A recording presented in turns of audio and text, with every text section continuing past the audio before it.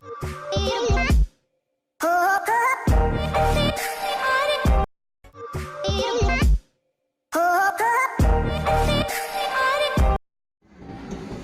guys, welcome to my YouTube channel. I am going to discuss about what is Raspberry Pi. Second is the history of Raspberry Pi, comparison on different version of Raspberry Pi, application project using Raspberry Pi, components of Raspberry Pi, and lastly is all about the new version of Raspberry Pi 4.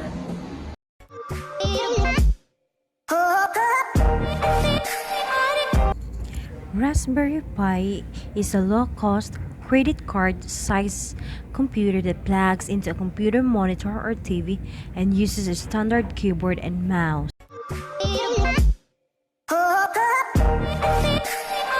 Pi is a series of small single-board computers developed in the United Kingdom by the Raspberry Pi Foundation to promote teaching of basic computer science in school and in developing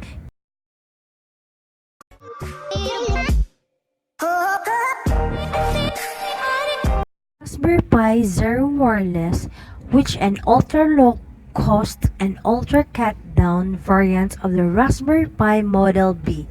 If you have some experience of the Raspberry Pi, then the Zero W is the latest version in the Zero family.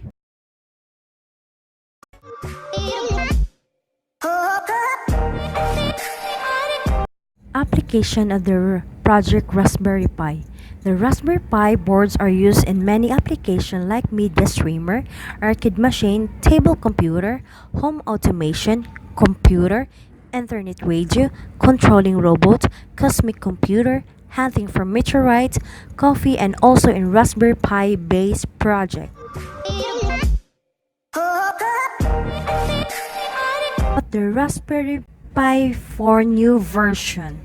Raspberry Pi 4 new version has long been the gold standard for the expensive single board computing, powering everything from robots to smart home devices to digital kiosks.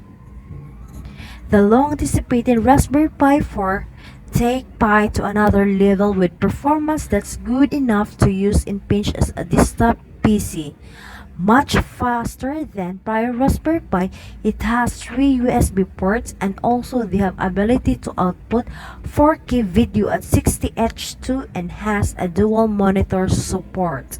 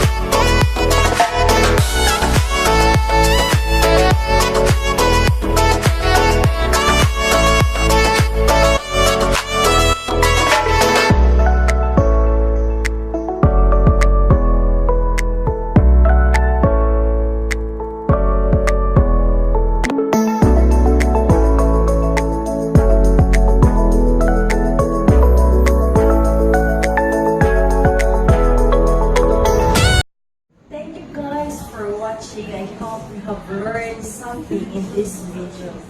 Make sure to leave a thumbs up and don't forget to subscribe my channel. Bye!